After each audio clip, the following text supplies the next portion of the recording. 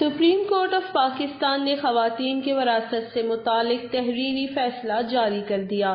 Justice قاضی فائز عیسیٰ نے یہ فیصلہ تحریر کیا۔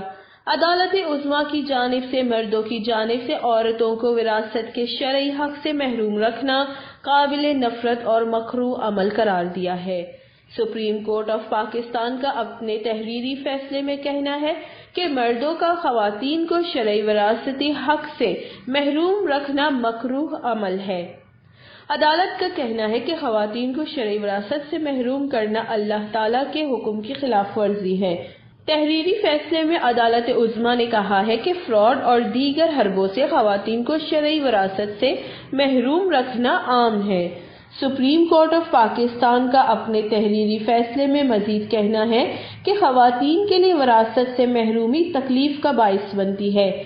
تحریری فیصلے میں عدالت عظمیٰ نے یہ بھی کہا ہے کہ ملک میں ہر دن مرد وارث خاتون وارث کو حق سے محروم کرتے ہیں۔